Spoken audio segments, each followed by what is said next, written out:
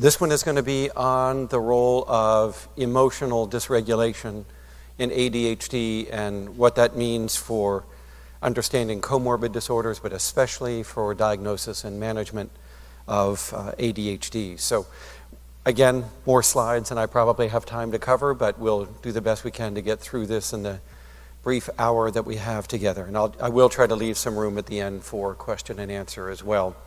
So I want to review with you the nature of emotion itself and especially self-regulation of emotion. Then I'm going to go through 7 lines of reasoning, of argument and evidence as to why emotion is as central to ADHD as are the attention problems and the other traditional DSM-based symptoms.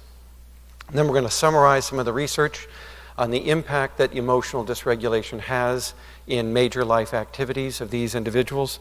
I also want to talk about some of the findings with regard to diagnosis and treatment. So those are our objectives. We have a lot to go over, so let's get started. The current clinical view of ADHD, as I briefly mentioned it this morning, but let me go into some more detail, is that it's a developmental delay in 2 dimensions of neuropsychological brain functioning development. Now, that statement is rich with meaning because developmental delays are not psychopathologies. A psychopathology is a gross aberration in an individual's behavior, allowing us to recognize the disorder at any age. Bipolar disorder, for instance. We don't have to do age comparisons for mania to tell whether or not you have a disorder. So there are these pathologies like schizophrenia and bipolar disorder where we don't do age-adjusted criteria. If you have it, you have it. But with ADHD, like other developmental disorders, the disorder is defined by the degree of delay in the trait. It's a quantitative difference, not a qualitative difference. And so for language disorders, learning disabilities, mild mental retardation, and ADHD, we have to do age comparisons to see what is the magnitude of the deficit. And it's that magnitude, that quantity, that defines the disorder. And so right at the beginning with ADHD, we know we're dealing with a neurodevelopmental disorder that originates in neurology and genetics of the individual, not in the social environment. Now, there are 2 traits that are not developing on schedule in the person with ADHD. The first, of course, although it's called inattention, as I mentioned to you this morning, is really a metacognitive dimension, an executive dimension that is filled with symptoms of working memory deficits, failure of language to guide behavior, activation, motivation problems of the individual, and so on. So if we look at the attention problems or the executive deficits here, we see the things I mentioned this morning. The first, poor persistence over time toward goals. Clinicians call that sustained attention, but William James called it persistence because it's on the motor side of the brain, not the sensory side of the brain. The word attention implies some kind of processing, filtering, perception, selection. And ADHD doesn't involve those things. Instead, ADHD is a failure to string behavior together over time to get to a goal. That has to do with frontal lobe output motor functions. So persistence is a far more accurate term for this than sustained attention because it clearly conveys the problem on the behavioral side of the brain. You can't string together sufficient complex chains of action the way other people are able to do to get toward that future event, or the task here, if you will. Now, linked to the failure of persistence is a problem with resistance to distraction. This also is a motor problem, not a sensory problem. The person with ADHD reacts to distracting events more than others do. He doesn't perceive them any better than other people do. But what other people do is suppress responses to goal-irrelevant events. They're not part of what you were doing. You simply don't respond to them. So there's an inhibitory part of the distraction here that needs to be appreciated. It's the failure to inhibit responding, not the perception of the distraction that's at issue. So that is coupled with the failure to persist. If you can't persist, you won't resist distractions, and vice versa. They are opposite sides of a common coin. Now, once the individual is disrupted, A third difference emerges here. The person with ADHD is less likely to re-engage an incompleted goal. You get distracted all the time, but once you've dealt with the distraction, if it's something urgent or important and you have to stop what you're doing, shift to that, you will come back and finish the goal you started. And they don't do that. Now, goal re-engagement is not an attention disorder. It's a working memory disorder. Working memory, as we said this morning, is the ability to hold in mind information that is guiding behavior over time, remembering so as to do. And therefore, if you have a problem with working memory and a distraction disrupts your working memory, you won't remember what you were doing. You won't get back to the work that you were doing. You're going to be like somebody my age. After 55 years of age, your working memory starts to decline. Actually, in women, even more dramatically than men, particularly around perimenopause. So people with ADHD are like perimenopausal women and old men. They can't remember what they were doing. They go outside, they're supposed to go to the mailbox, they see the newspaper, they pick it up, they read it, the trash can needs to be brought back in, there's a few weeds in the bed, so we pull those, and we wander back inside with the newspaper. And your wife says, "Did you get the mail?" Which is what you went out to do to begin with. So that's a working memory disorder, because what happens is as working memory decays, the strength of the environmental events takes over. Because mental events aren't guiding you as powerfully as external events. You become more field dependent as you age. Well, ADHD individuals have that problem at the start. They have this problem with a very weak working memory system that doesn't guide behavior, is easily distorted and wiped out by any outside distracting event. And then they're skipping from one uncompleted activity to another. So when you hear that symptom or that complaint about these individuals, that's a working memory symptom, not an attention symptom. Now, in addition to that, we know that there is the hyperactive impulsive dimension. But here too, I want to emphasize that it's cross-modal. The DSM represents ADHD as verbal impulsiveness. It has 3 items that measure disinhibition, and they're all verbal. Talks too much, interrupts others, blurts out.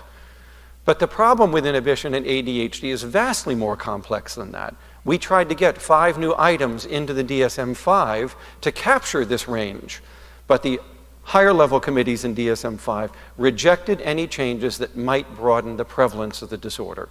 And so as a result, there were a number of science-based changes to DSM-5 that never got in, because there was this growing fear of prevalence alteration. And that became almost obsessional by the committee to the point where they decided not to make too many changes. The point here is this: we have a problem with not just verbal impulsiveness, with motor impulsiveness, with cognitive impulsiveness, rapid decision-making, failure to think about the future. And of course, if you have that sort of rapid impulsive decision-making, you are going to have what economists would call a very high time preference, which means you prefer things now. And the more you have to wait for something, the less important it becomes, the less valuable it becomes. And we all show that kind of what's called reward discounting, which is where you discount a consequence because of how long the delay is. But ADHD people show a steeper discounting than the general population does. That's evidence also of problems with impulsiveness, with the failure to stop and think before you act. Then, of course, you have the excessive off-task, irrelevant activity, the restlessness, the hyperactivity, and so on. But as I said this morning, that declines with age, and by adulthood is not symptomatic of this disorder. Okay, so that's the current DSM-4 or DSM-5 based view, and that's also the way science would look at ADHD currently as well.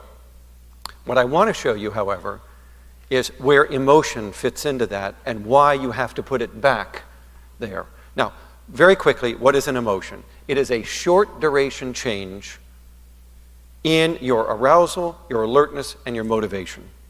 So emotions can be plotted along these dimensions, and they all contain this sort of behavioral dimension, motivational dimension. There's an approach avoidance to this. There's a reward punishment aspect to emotion, and there's physiological arousal. So we're not going to spend any time on that, but that's how we think of emotions in psychology. What people need to keep in mind is that emotions have a variety of purposes. They're not just cathartic, they're not just for reducing arousal, they're communicative. Emotions were one of the first forms of animal communication in nonverbal organisms, and they remain forms of communication, very primitive ones, but they convey to others around you a change in your motivation, a change in your action, in your stance to the environment, if you will. So it's not just for catharsis. Okay, that's what an emotion happens to be. Now, what is emotional self-control? Because humans have this second aspect of emotion that other species lack. And emotional self-control is the capacity to voluntarily inhibit the expression of the emotion. You feel it, you get the autonomic nervous system part of it, changes in heart rate, respiration, your flushing of your skin, maybe tearfulness. These are things you can't very easily regulate, but you suppress the voluntary, the motor aspect of the emotional display. So step one in self-control is suppressing the primary emotion that's been provoked by what has happened around you. Step two, which starts very early in infancy and progresses in childhood, is you begin to direct activities at yourself to calm down. Little babies who are upset reach for people, reach for the silk liner on their blanket, stroke themselves, curl up into a ball, and begin to engage in self-calming, self-soothing activities. So humans try to use self-directed actions to calm down. Then as we get older, we do this. We learn to refocus attention away from the stimulus that's provoking the emotion. Because by breaking contact with the stimulus, we give our emotional system a chance to calm down. By staying engaged with an emotional stimulus, you're just further activating your limbic system. So there's a refocusing of attention away from the stimulus, including putting your hand over your eyes, turning away, leaving the situation. All our ways of interrupting contact with the event. Then we get to the more complex activity that doesn't come until later in childhood. We begin to create another emotion in place of the detrimental one. We literally can create a new emotional state to help us calm down and even replace the primary emotion that is not in our best interest. Very simply, it's what parents teach kids to do. Count to 10, go to your happy place. Count to 10, close your eyes, visualize something positive, like the beach or eating ice cream or something that's really fun, and that visual imagery will bring an emotion with it that will help to lessen the level of the primary emotion that you're feeling, in this case, frustration or anger. But only humans have a capacity to generate a new emotion. In all other species, emotions are provoked by external events, but humans can self-provoke an emotion. This is what actors do. The Method School of Acting teaches this explicitly. When you see Anthony Hopkins, Meryl Streep, Jeremy Irons, and these people, when you see them act, this is the technique they're using. If Meryl Streep needs to grieve in, what was it, Osage County, this recent movie, or Michael Cunningham's The Hours or something, what does Meryl do? There's nothing on the stage, on the set of a movie, to grieve. So how do you get a genuine grief reaction? Well, you know what she does. She calls up a visual image of a legitimate situation in which she grieved, and to that will be bonded an emotion. So all past events have emotion welded to them of varying degrees. So she chooses an image that has a strong emotion associated with it, and guess what happens? She starts to get flushing of the cheeks, she gets tears in her eyes, and she has a legitimate grief reaction. So that's what I mean by self-control. You can provoke emotions anytime you need them to support the goals you're pursuing in the absence of any environmental provocation for the emotion. It's a very sophisticated level of emotional self-control. So those are the 4 steps for self-control of an emotion. Now, let's take a look at what ADHD does here to screw this up. Now, to appreciate what ADHD is going to do, let's just draw a diagram of what I just taught you, okay? Here we have time, here we have the strength of the emotion, and we have positive emotions and negative emotions. Let's take a negative emotion. Something happens. Maybe another child comes over and he takes your toy from you, all right? And as a young child, this provokes a primary emotion, frustration, anger, hostility. Right? So do you express that emotion? Well, if you're really young, 3, 4, 5 years of age, yes. But eventually what humans acquire is that second stage. They begin to enact various actions to themselves to down-regulate that emotion, to terminate it more quickly so that it's not as strong, it's not as powerful. Eventually they can even suppress the expression of the emotion. And if needed, if this were a positive emotion, or in the case of Meryl Streep who needs to grieve, you can continue the emotional state if you need to by re-provoking it. And that's what the yellow represents here. So humans have this capacity to create alternative emotions that contradict, modify, and help us manage our emotional state, among others. So, now, of all the emotions we need to control, the negative ones are the most important. And that's because we live in groups. We are a group living species that relies on each other and our social networks to survive. And the negative emotions are very disruptive of reciprocity, cooperation, friendships, and so on. So it's not going to be humor that gets you in trouble with other people or affection. It's going to be hostility, anger, and aggression. So it's the regulation of the negative emotions that becomes so important more than the positive emotions. You can be a class clown, but if you're a class bully, if you are known to be reactively aggressive, that's going to come with a social price to it, much more than the person who is being silly in school. So if we look at ADHD and we want to predict that ADHD is going to interfere with emotion, we can automatically see it's going to interfere with both kinds. You're not going to be able to suppress the primary emotions like other people. You're going to be immature. You're going to show emotion more than other people do. And secondarily, you're not going to be able to down-regulate it if you have to. You will struggle mightily to get control over yourself, and it won't be very effective. So you're going to have trouble not only suppressing the emotion, but then down-regulating it and engaging in the 4 steps we talked about: self-soothing and generating alternative emotions and distraction, looking away, interrupting the stimulus, and so on. So if what I say is true, this is what we would see in people with ADHD. And the next question is, do we? All right. Well, you almost have to, for these 7 reasons. And we're going to go through each of these: the history of ADHD, the neuroanatomy, the neuropsychology of the disorder, but especially the evidence base, the psychological evidence that's out there, the longitudinal studies, and then we're going to look at how it explains other disorders that we see with ADHD, but also what it means for impairment.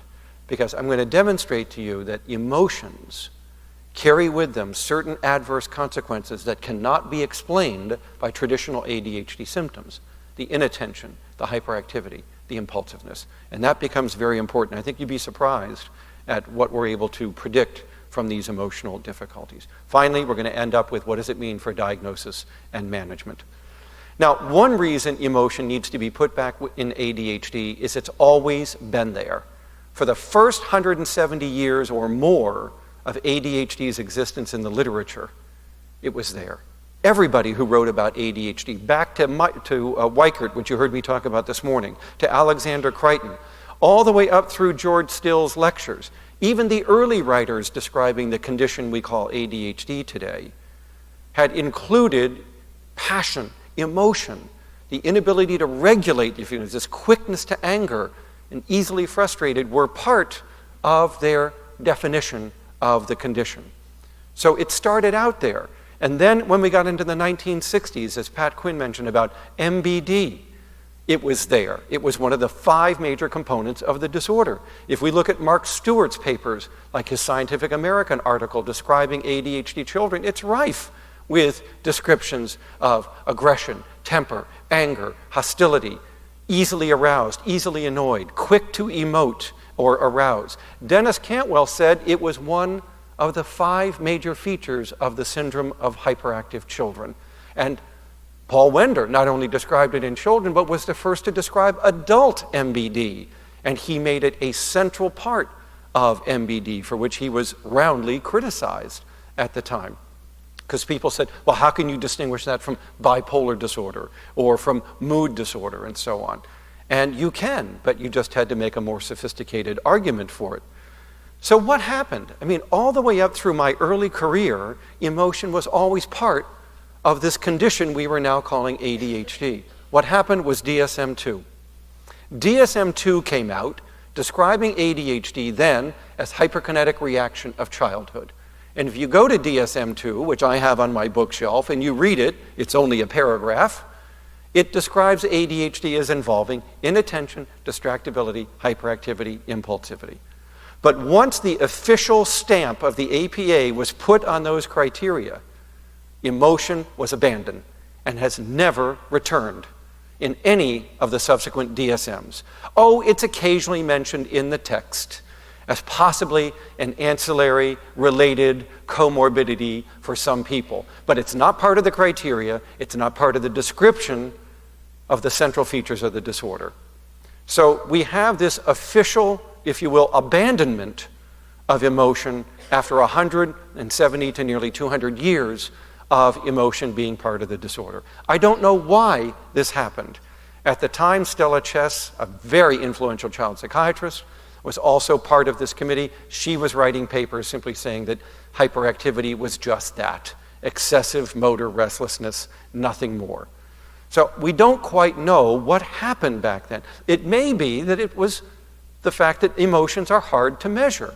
And this was the beginning of scientific child psychiatry, going out and beginning to measure things rather than just taking Freud's word for it about psychodynamics. Let's go out and actually learn something about our disorders through assessment, measurement, group studies, randomization, and so on.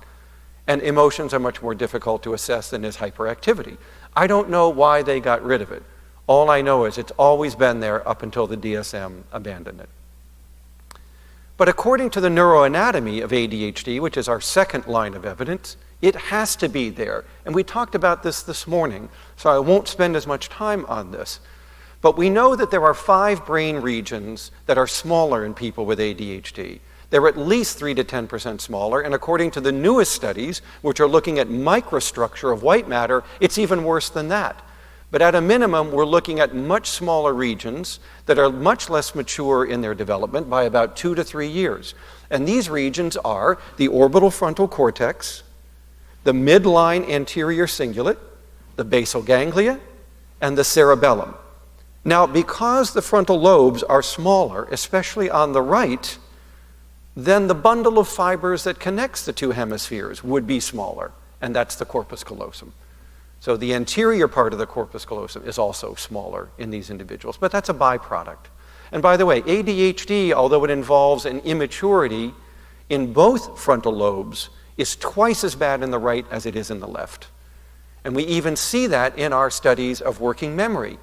Nonverbal working memory is twice as impaired in this disorder as is verbal working memory. They're both impaired, but the nonverbal is substantially worse, fitting in with a right hemisphere view that ADHD is much more lateralized into the right than it is in the left hemisphere, but it affects both hemispheres.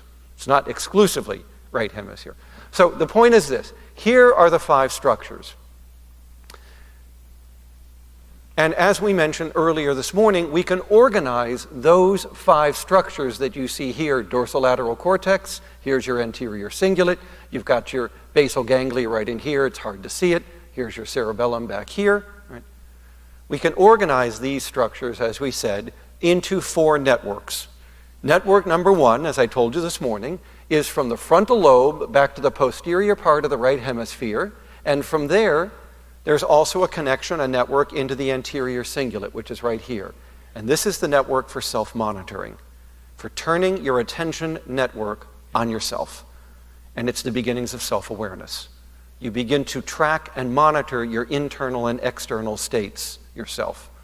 Now you know why people with ADHD have more limited self-awareness, why they don't report their symptoms as being as problematic as other people do. And the younger they are, the worse that difference is, which is why DSM-5 requires that you must corroborate what patients tell you through other sources. You can't take their word for it because their reports are terrible. There is no correlation between what a teenager says about their ADHD and what their parents say or what their teachers say. In fact, the two don't even begin to agree with each other until you're in your 30s. So let that be a lesson to you. You never take the reports at face validity of a young person with ADHD because they massively underreport the true state of their disorder. And a main reason for underreporting is more limited self-monitoring, self-awareness. They also show what is called a positive illusory bias. That simply means that they don't see themselves as being as impaired in certain areas as they really are. If you ask somebody with ADHD, how do you think you drive? Pretty good, about as good as everybody else, probably a little better. Okay? The problem isn't in that report. We all say that. We all have the Lake Woebegone better than average view of ourselves. The problem is, if you look at their driving history, it's awful. They're the worst drivers on the highway. So it's the disparity between the self-report and the evidence that's the problem. They're not manic. They don't claim that they're NASCAR drivers. They don't think they can swim the English Channel having never had a swim lesson. That's bipolar disorder that does that. What they're saying is what normal people would say. But the problem is they're much worse than normal people.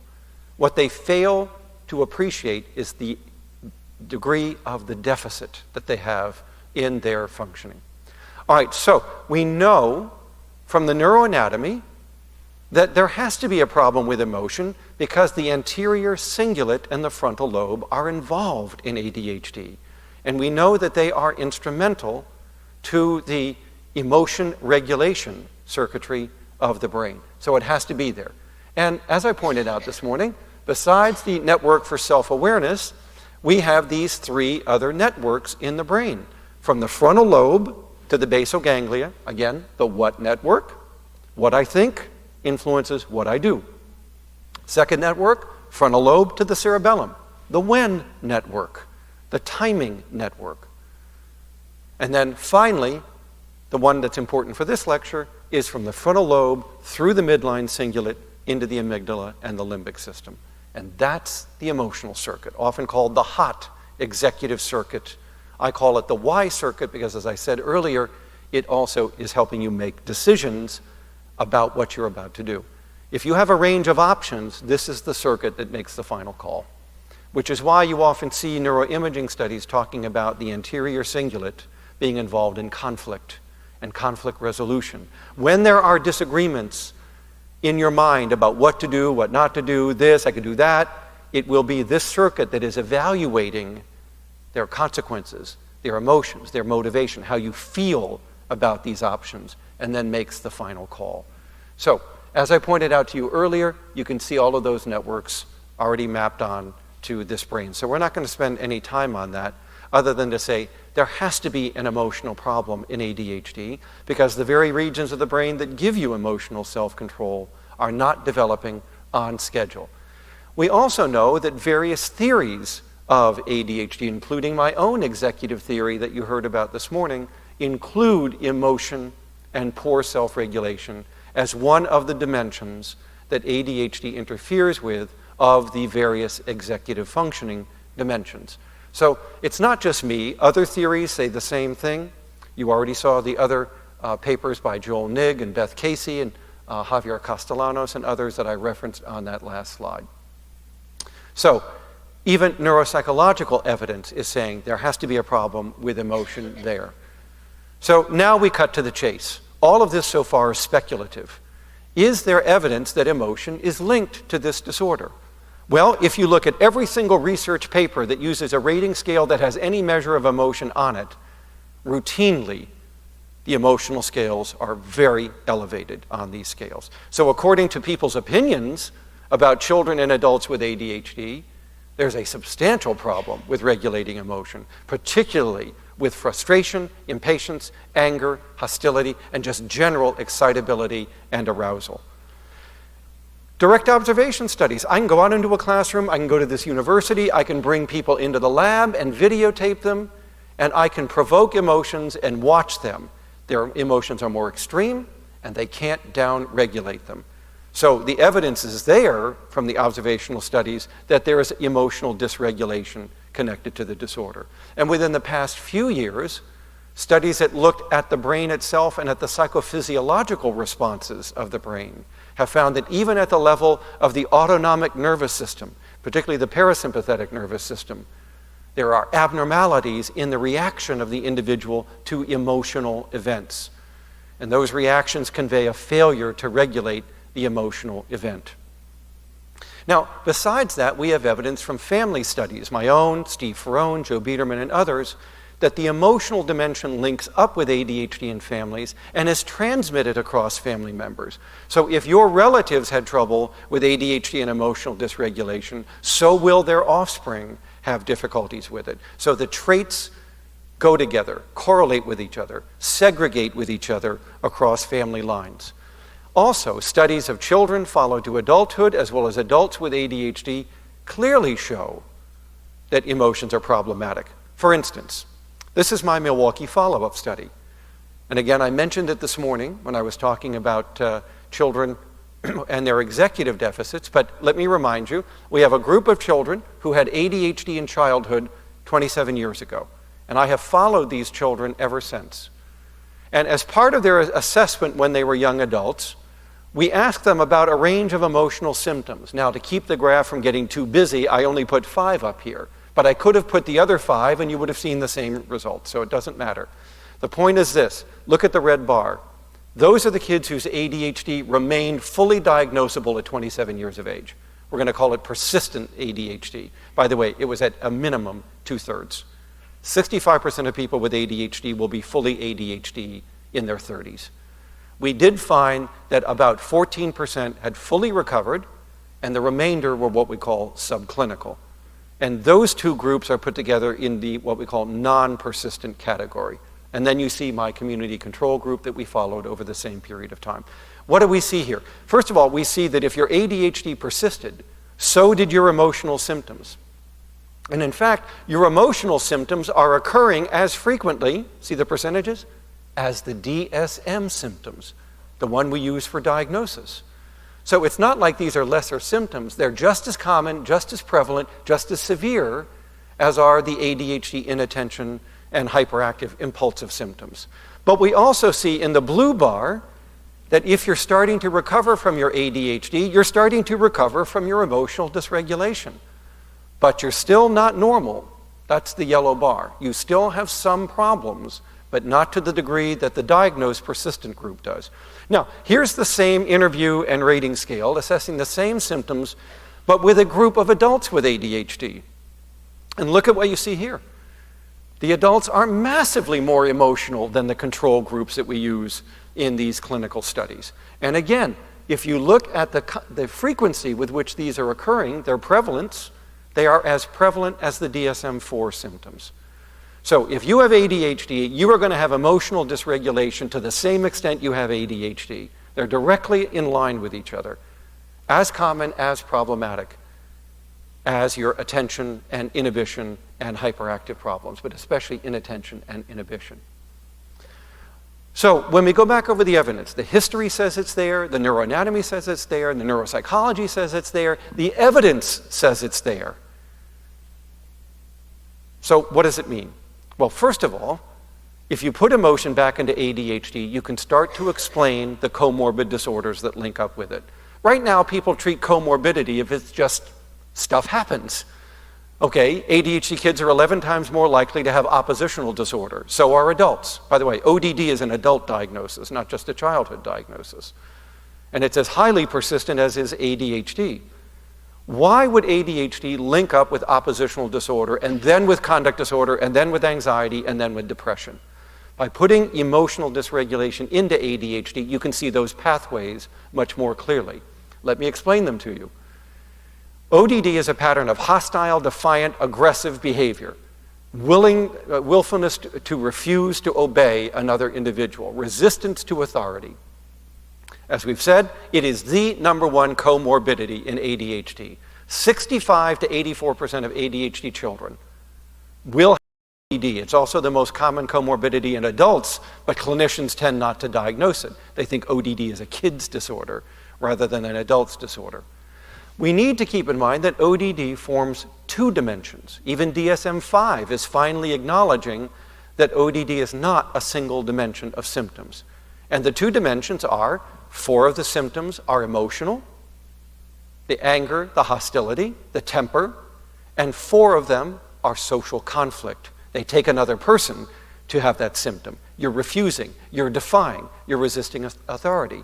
Now, the reason that we split ODD into two dimensions, and why DSM-5 had to do so, is because the two dimensions arise from different sources and make different predictions over life, over time.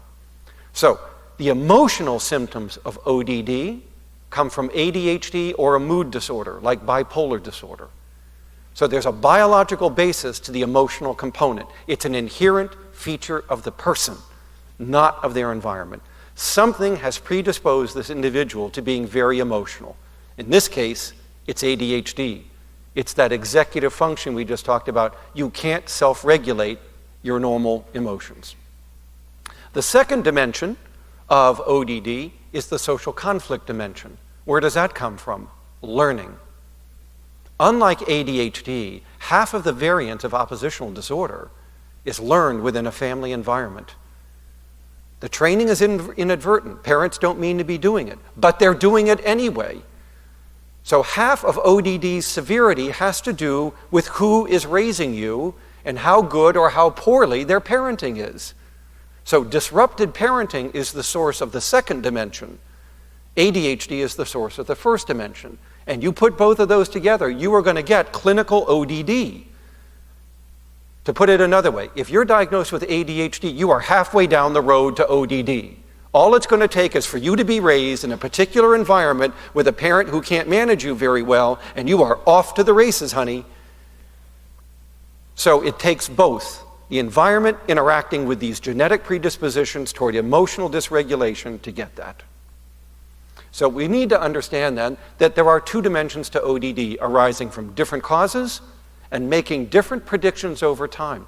If you follow these children over 10 years, the emotional dimension predicts the development of depression and anxiety by adolescence, but especially depression. The social conflict dimension of ODD predicts conduct disorder, antisocial behavior, crime, psychopathy, drug use. So these two dimensions are not coming from the same sources, nor are they predicting the same risks or outcomes over time. You have to understand both dimensions to know the risks that are carried forward here. And now you know why 25 to 35% of ADHD children get conduct disorder, 25% of them go on to have depression, 25 to 35% get anxiety disorder, and the risk of anxiety disorder increases with age. By adulthood, 45% of adults coming into clinics with ADHD have developed an anxiety disorder with their ADHD. And a lot of that has to do with that emotion dysregulation dimension. They can't cope with emotions as well as other people are able to do. Now, as we've said, ADHD does contribute to ODD, and it is likely through that emotional dimension that it is doing it. But we also know that ADHD predicts ODD through disrupted parenting. And I'm going to explain that little pathway to you in just a moment. But by understanding the role that ADHD plays in generating oppositional disorder, we now can go back 40 years and explain one of the most common findings in drug studies. If you give an ADHD medication to somebody, you improve their ODD as much as their ADHD. Even though they're ADHD drugs, they treat oppositional disorder as much, as effectively as they treat ADHD. The two dimensions are correlated 0.8 with each other. Now, why would these drugs treat ODD? Because part of ODD is ADHD. And if you can get control of the ADHD emotion, you can get control of what's contributing to ODD. But only if you intervene early enough. If this child remains dysregulated long enough within a family of disrupted parenting, there's a learning component that's going to take place. And guess what? If you intervene later at 8, 9, or 10 with your medication, you are not going to get rid of that ODD. You'll only get rid of the part that was linked to the early ADHD. You won't get rid of the part that was due to training. No medication is going to reverse your learning history. So, to put it another way, the longer you let ODD go untreated, the more likely that social component is going to get in there, and then your medication isn't going to resolve the ADHD This is why we argue for very early intervention with ADHD children. Even the American Academy of Pediatrics revised their guidelines a year ago, telling pediatricians to start at 4 or younger. Get in there, because we're trying to prevent not just impairment, but comorbidity. Because once it gets going, later treatment isn't going to rectify the problem completely as much as it would. Simply put, you could prevent ODD if you intervened early and often enough, but we don't. Average age of medication is 8. That's 4 years this kid has gone from original symptom onset to when he finally gets treated for that learning history to take place. Now, as I've said, the social component of ODD is learned. It's learned from this pattern of parenting. Indiscriminate use of consequences, high rates of expressed emotion, yelling, screaming at each other, making threats, and vacillating between lax discipline, you do nothing even though your child is obnoxious, to harsh discipline. You practically beat the kid to a pulp if he misbehaves, but you're all over the map in your parenting. You are as emotional as your child is in your parenting. Where does disrupted parenting come from? Why are these parents doing this? Well, we found out the answer in the last 10 years. The parent has ADHD too. It's a genetic disorder, hello, right? If the child has it, 35% of the parents carry the same disorder without treatment. And adult ADHD, as we now know, disrupts your parenting dramatically because you're impulsive, you're emotional, you're inconsistent, you don't persist, you can't follow good rules of parenting. You are as emotional as your child. So now I got 2 ADHD people trying to get along with each other, living in the same household. And that sets the training in motion. So notice, the child's ADHD contributes to ODD through the emotion dysregulation. The parent's ADHD contributes to ODD by disrupting their parenting and allowing the child to learn how to use emotions to coerce people out of certain interactions with them. Keep in mind, ODD and defiant behavior is not to get attention. It's negatively reinforced behavior. It is designed to get you to back off. I don't want to do that. I don't want to do homework. I don't want to go to bed. I want to play video games. That is not attention getting. And if I can elevate my anger faster than you, there's a good chance I can get you to back down. And that's what you see here, is parent and child reinforcing each other's behavior on a partial schedule of success and failure for using anger as a social tool to get along with each other. But we know the reason the parent is doing it, and that's because the parent has a psychological disorder as well, and the most common is adult ADHD, although there are other disorders, depression, drug abuse, and so on, that will do that too. In fact, depression is even worse than adult ADHD at disrupted parenting. Okay, for you people who only have a right hemisphere, let's diagram what I just said. Make it easier for you to understand. This is our oppositional child with ADHD. We're going to split his oppositionality into its 2 components. Right? Now, where are those components coming from? This is called the 4-factor model of oppositional disorder. It is the most tested and proven pathway for oppositional disorder. Factor number 1, the child brings to the equation an inherent dysregulation of emotion. Normally, that's ADHD that's doing that, but it could also be bipolar disorder, severe mood dysregulation disorder, depression. All of them bring with it an inherent propensity for emotion, but ADHD is number 1 in that hit parade. That contributes to the emotional part of the child. That's a given. That comes with the equation, with the turf. We also know the hyperactivity contributes a little bit to the social component. Now we get to factor number 2, as we've said, the parent and the parenting behavior, highly disrupted. That is training the social component. You put these 2 together, you're going to have a defiant child on your hands, and very quickly. By the way, in case you doubt this, studies actually have taken normal children and parents and trained the parents to act this way, and literally within 30 minutes, they can turn a normal child into an oppositional child. So we already know from experimental manipulations that this theory is in fact correct. It isn't just hypothetical. Then we get to factor 3. What is driving the inconsistent parenting? The parent has a psychiatric or psychological disorder. And the most common of those is adult ADHD. The second most common is major depression. And these lesser disorders will do it as well, but those are the big two. And they will massively disrupt your parenting, and that is going to lead to training of your child in becoming oppositional. And then there's factor 4, which if I gave you time to think about it, you would have come up with on your own. There are background ecological factors that affect both the parent and their parenting. How about marital discord? How about marital violence? How about being married to a partner who also has a psychiatric disorder, like antisocial personality or drug use disorders? What about raising your child in an impoverished environment that is criminogenic? Adults outside the home are likely to be training this child in doing these things, not just people inside the home. So we have a whole social ecology that is making indirect contributions here. So understand this, defiance starts here. These are the two direct pathways. 1 and 2 are the causes, but we have to step back from there and say what's causing them. And we move back to the indirect causes, which are these two. But let me tell you, once this cycle gets going, it feeds back to make it worse. The worse this kid gets in his oppositionality, the worse that parent gets in their depression, their irritability. And so we have a nice little cycle going here between these two people.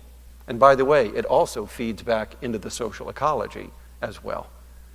You have a hurricane here. This is a tornado of reciprocal influences that are cycling back and forth, making each other worse over time. No wonder by the time this kid is 12 years of age, if he has ODD, the odds of him being delinquent conduct disorder are very high, and the odds of you doing anything about it are less than 25%. That is your success rate with an ADHD oppositional conduct disordered youth. The game is over. If you think once a week family therapy is going to handle that family, that is a joke. In our study, they were successful only 5% of the time. So the lesson about ODD is either you get in early and you treat this, or you are not going to get a handle on this. The longer the learning environment gets to train the individual, the less likely you are to intervene successfully with that individual. So that's your 4-factor model. Now we can understand comorbidity. Why do people with ADHD get ODD, get conduct disorder, get anxiety, get depression? That's the model that helps us to understand those pathways and those risks. All right, we've seen 5 lines of evidence now to argue for emotion being put back into ADHD. Let me give you another one. Right? The emotional symptoms predict risks that are not accounted for by the other symptom dimensions. So my colleagues and I, using all of our databases, went into them and said, okay, let's prove to people that emotion matters. We're going to control for the severity of all your ADHD symptoms and then look and see, does emotion still predict anything? If I'm wrong, emotion adds nothing to the prediction. It's already explained by ADHD. If I'm right, emotion makes its own predictions, even controlling for inattention, hyperactivity, impulsivity. Well, the number one predictor that emotion predicts, despite the severity of all your other symptoms, is social rejection. It is the number one predictor of how many friends you are not going to have. Other people can tolerate your distractibility, your inattentiveness, your laughter, your fizziness, and so on. What they cannot tolerate is your anger, your impatience, your frustration. People will pull back from you in 15 to 20 minutes. Chuck Cunningham did a great study and Steve Hinshaw replicated it. It does not take hours or weeks for other children to reject you. It takes minutes. You drop an ADHD child into a brand new peer group and those other kids are pulling away from that kid in 20 minutes. And your reputation is sealed. They want nothing to do with you. They can't manage you. They can't interact with you. You're a little hothead. You're this firecracker going off throughout the day. Nobody wants to live with that. And so they avoid you and they pull away from you. So you want to know why these kids have no friends? It's not their inattention. It's their frustration and anger and emotion. We also, when we followed these children up into adulthood, or when we looked at our clinic-referred adults, found that it was the best predictor of marital dissatisfaction and inter-partner hostility. It's also a predictor of dating violence in adolescents and college students. You want to know who is at high risk for having partner violence in an intimate relationship, it's the ADHD young adult. And this was now replicated in a study of 50,000 people in England were evaluated looking at predictors of crime and violence and accidental injuries and so on. And even they came up with this link. Adult ADHD is directly related to intimate partner violence. Not violence against strangers, not the sort of psychopathic crime of mugging or robbing stores, but intimate partner hostility and violence was predicted by ADHD. So our research isn't the only one that is seeing this pathway of ADHD into difficulties in intimate relationships. We also found that the emotional symptoms of a child were the best predictor of how stressed that parent's going to be. It's not the child's hyperactivity, it's not their distractibility, it's that child's anger.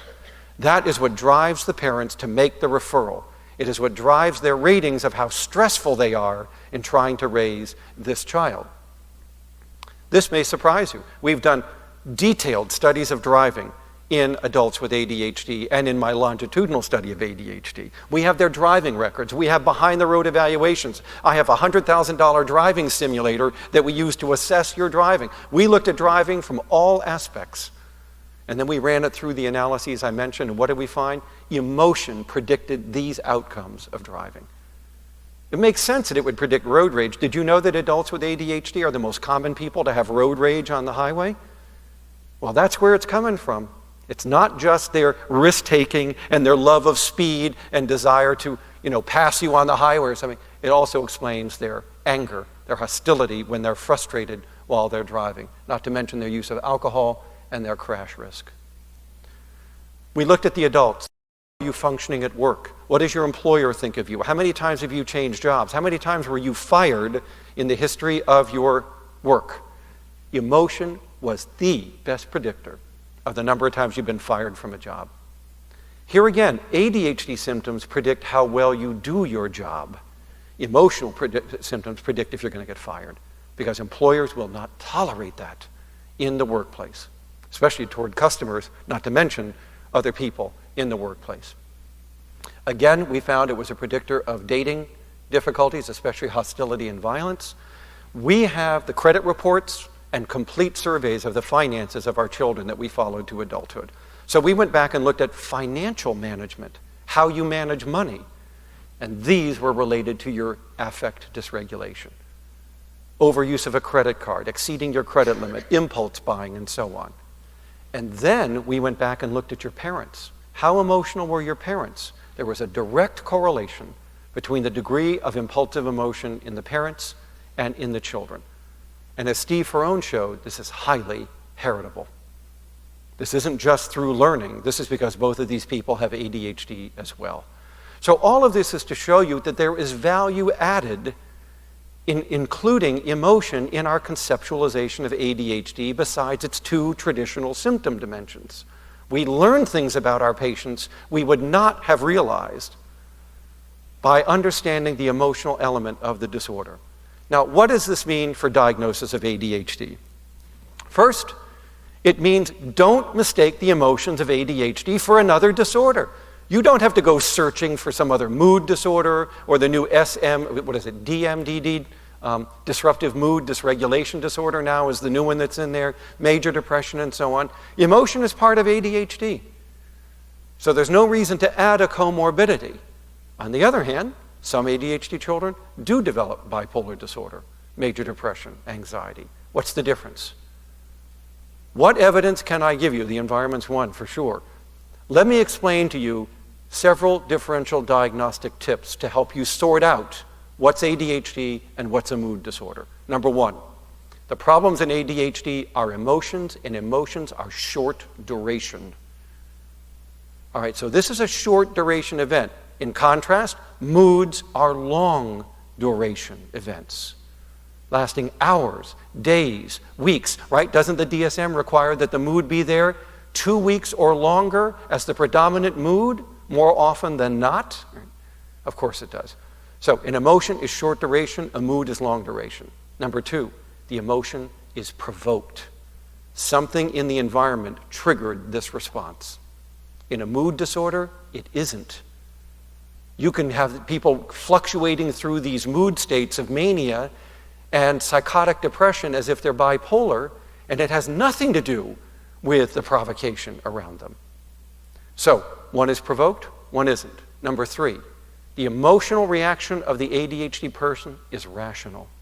You would have had the same reaction yourself. What's the difference? You suppressed it. You felt it, but you didn't show it. So the emotions we see in people with ADHD are perfectly reasonable. We understand, we identify with them. What we don't identify is why the hell didn't you inhibit this? You are so emotionally immature, you just let this stuff fly. The rest of us learn to suppress, calm, regulate, distract, downregulate. You can't do that. So they're rational. The emotions of the person with a mood disorder are irrational. You don't know why they're feeling the way they do. And it may be an irrational event that's even led to this manic episode that you're having. So to reiterate, the problem in ADHD is a short duration emotion that is often provoked, situation specific, reasonable, rational, but immature. You're not inhibiting. It's a top-down executive failure in the management of normal emotion. To put it briefly, there is nothing wrong with the limbic system in people with ADHD. There is in people with bipolar disorder and depression and anxiety, but not in ADHD. The problem is in the executive that's trying to regulate the limbic system. The top-down control is absent or delayed, immature.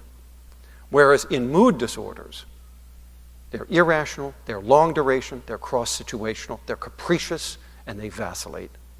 So that's the kind of thing you're looking for to tell whether or not the ADHD explains the whole clinical picture, including the emotion, or whether I need to go searching for a second disorder to explain those moods. So don't mistake a mood disorder for the emotions of ADHD, as we've said. They're long duration, cross-situational, and so on. And you're going to have to deal with that comorbid mood disorder separate from ADHD, because the ADHD treatments will not treat the mood disorder.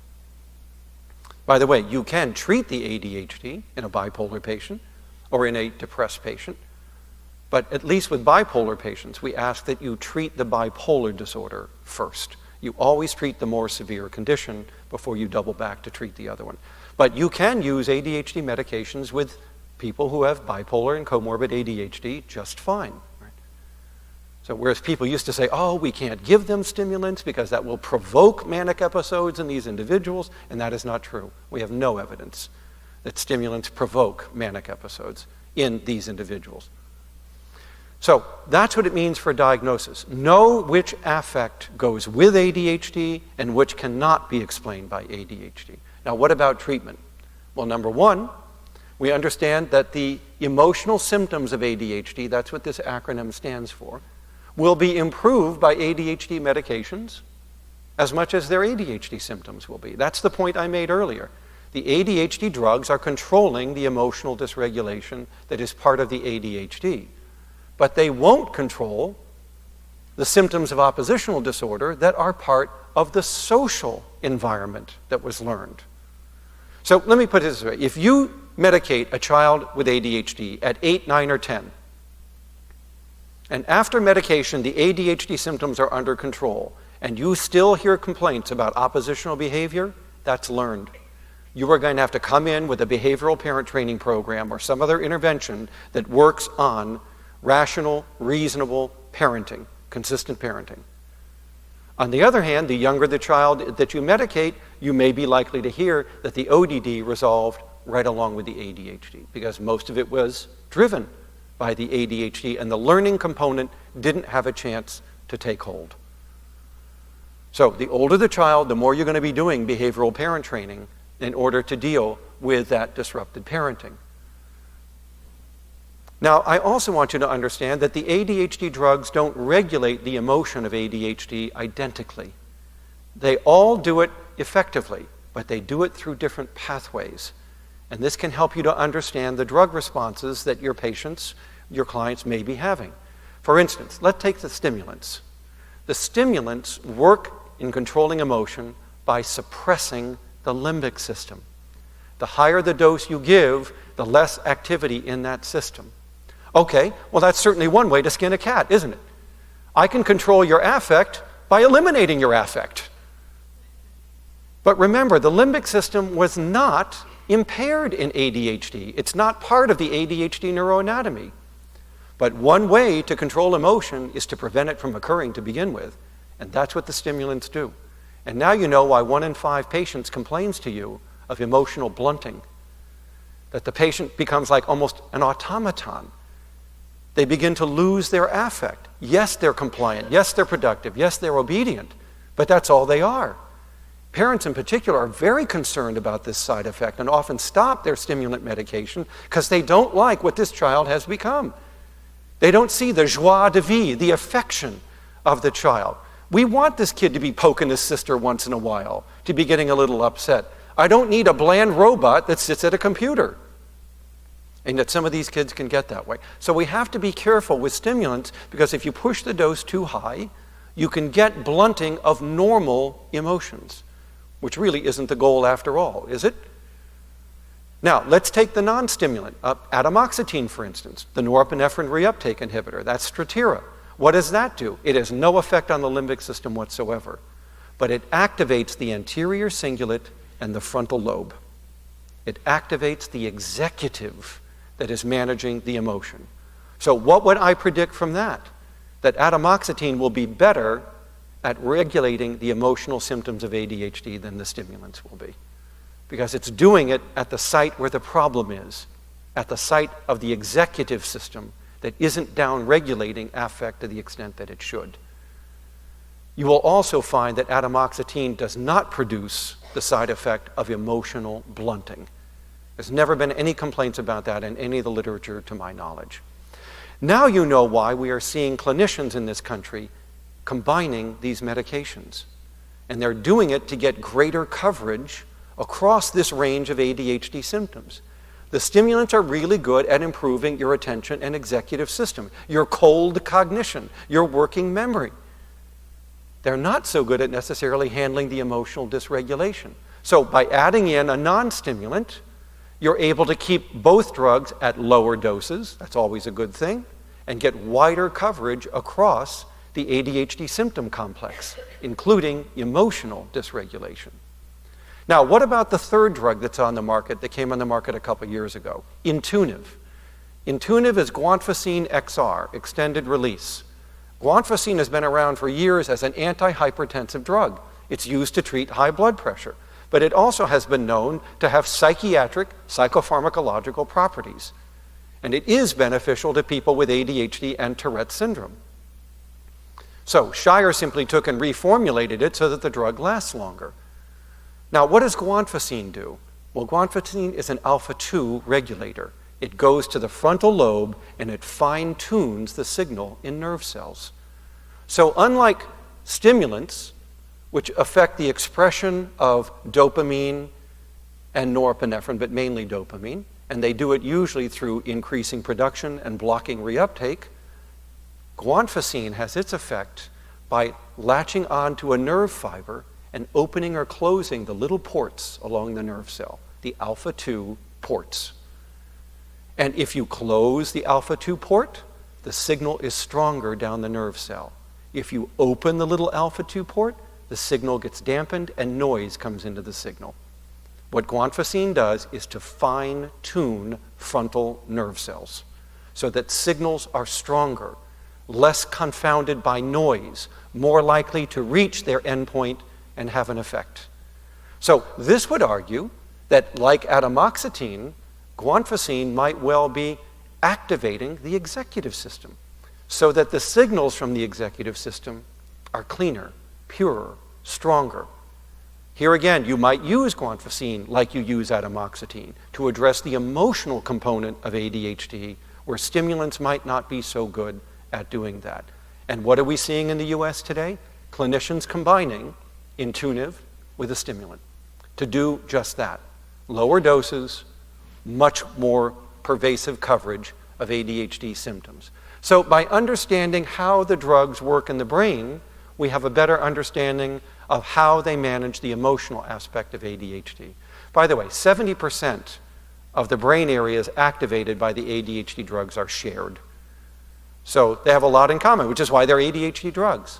But 30% of the effect of a drug is not shared with the other drugs. And it tends to be mainly in these emotion regulation centers that we see some of this non-overlap of drug response. But let's also understand that if ADHD has gone on long enough with oppositional disorder and emotional dysregulation, there are going to be downstream impairments that are going to develop, like demoralization, peer rejection, school failure. And you can treat this child, and you can't get rid of that history. That's there. And that has an impact going forward on that individual, some of which is irreparable. You can't regain friends, dates, marriages that you've lost just by the fact that we can now better regulate your ADHD symptoms. Again, another argument for earlier rather than later intervention is the prevention of downstream secondary harms that accrue to the person as a result of unregulated ADHD.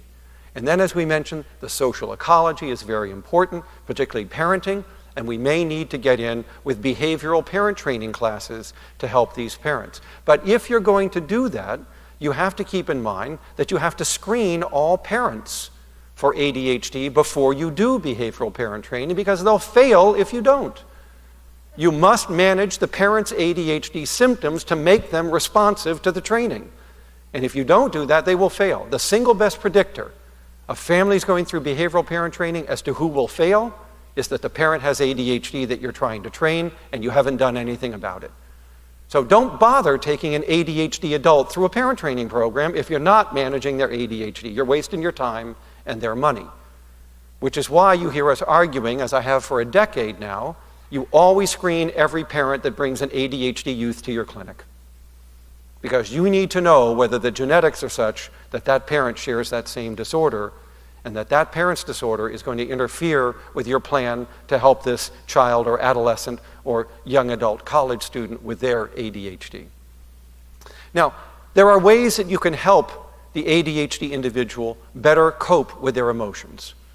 And one way to do that is to use Gross's model of an emotion and see where we can intervene. So let me wrap this up just by going very quickly through what is one of the most well-established models of human emotion in the psychology literature. And it is this model. Right? When you have an emotion, you put yourself in a situation, something happens in that situation, and that provokes your attention. You attend to that stimulus. That then generates an appraisal of the event. Is it good or bad? Do I like it or not? This is where the emotion comes from, and then you respond. This happens, by the way, in milliseconds. This is the automatic brain. This is what it does, and it does it very quickly. But it still helps to break the stages up. Because if you want to help somebody manage their emotions, those are the 5 places you will intervene. And let's talk very quickly about what you could do. First of all, let's see if we can predict where you are likely to keep having these emotional outbursts. Can we avoid those situations? If you keep stopping at the same bar after college in which you keep getting in fights with the people at the bar, don't go to that bar anymore. Go somewhere else, but not there. Right? So just situation selection can be a coping tool for people with emotional difficulties. If you find yourself in a situation that is emotionally provocative, is there something you can do the next time in that situation to avoid that? If you're sitting in a classroom, if you're at a conference table, and there's somebody in that room that you know you don't get along with, don't sit facing them. So that you don't see the smirks and the sneers and the little asides that this person is doing to provoke you. Sit so that you can't see them. Modify the situation. Now, what if it's gotten out of hand? Right? This is where you do attention redeployment. Cover your eyes, look away, stand up, leave. Get the hell out of there. But terminate the interaction with the provocative event. Then you get to this one, cognitive behavioral therapy. Learning to talk to yourself, to reason through the emotion, to reappraise and reevaluate its importance to you. This is traditional CBT as it's practiced in the US anyway. Or you could be learning mindfulness meditation. Either one. But what are they doing? They're helping you to reappraise the emotion. It's not that important. Count to 10, go to your happy place, deep breathe, there you go, and then finally, all else fails, suppress it. Squint your face, sit on your hands, but if you have to, terminate the motor response. Now, here's what we've learned in years of research on this. The earlier in the sequence you intervene, the more effective you are. The later you intervene, the less effective you are. So one of the things we've learned in helping people cope with emotional dysregulation is that CBT, which is very common in clinical practice, is very late in this sequence. And you could improve your CBT counseling by moving further ahead in the sequence and giving them coping and compensatory strategies for dealing with those situations. And I've given you a few descriptions here that we don't have time to go into. But the point is this: by breaking emotions down into the 5 stages, we better learn how to help our clients in dealing with that dysregulation, apart, of course, from giving them medication. So what have we learned? We've learned that emotion is just as much a part of ADHD as inattention, hyperactivity, and impulsivity. We've learned it's part of the neuroanatomy, it's part of neuropsychological theories, the evidence base shows it's there, it predicts impairments we couldn't predict without putting it in there otherwise, and it helps us with our clinical differential diagnosis of ADHD from other disorders, and it helps us understand our management of the disorder. So what else do you want, people? If you were a jury, would you vote to put emotion back into this disorder? Yes! Okay, thank you. You're welcome. Okay, we're a few minutes past our time. What's new, right? I'll take any questions that you might have. Anything today? I'm never coming back here again, so.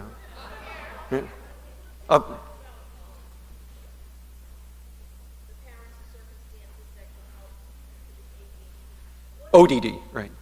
Right.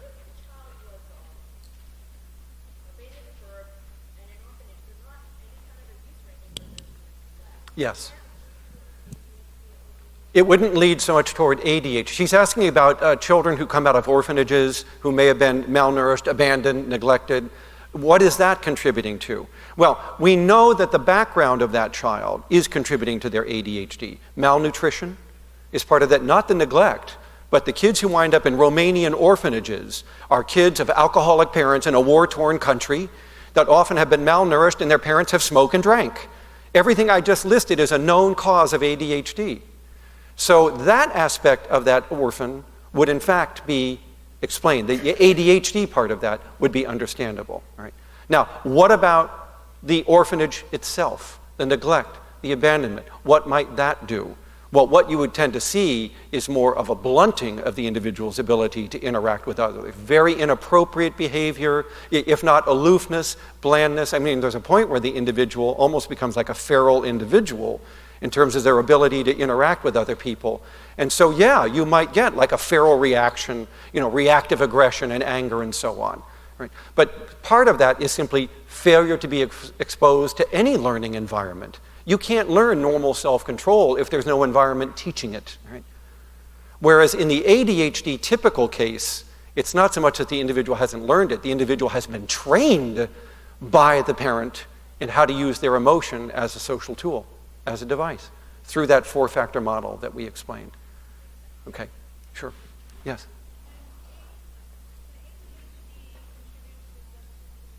Yes, can ADHD contribute to substance abuse and addiction? And not just substances. There's now a growing literature, particularly out of Asia, on the risk for internet addiction in ADHD individuals. 16% of ADHD youth have a severe internet gaming addiction. And it is predicted, first of all, by the risk-taking, impulsive dimension of ADHD. Second, by social rejection, okay, which we've talked about. That's the emotional thing operating there. Third, the development of social anxiety as a result of the peer rejection. Those are 3 factors that are known to predict that, and then later, depression. What happens is the individual creates a false social group on the internet as a substitute for real-world social groups. You can create your own persona on the internet. It's fake. It's false. You have a whole new identity. You can be whatever you want to be. You can put up your own picture. It doesn't have to be you. So what we find is that these people start to develop alternate social networks, sort of pseudo-buddies, virtual friends. But these are not real friendships. And what we find is that they start to become addicted to gaming. But there is a risk. 1 in 4 ADHD youth will develop a substance use problem. Excuse me, sorry, I have to cut it off. Oh, I'm sorry. For another speaker. Oh, my goodness. We were done for the day. Okay, well, I'm going to have to let you go. But the quick answer is, yes, it does contribute to drug abuse all the way down the line, which means if you work in a drug abuse clinic, 40% of the people you're seeing are adults with ADHD. Okay? If you have any other questions, send me an email. Thanks so much for coming out today. Enjoy the rest of your day. Thank you.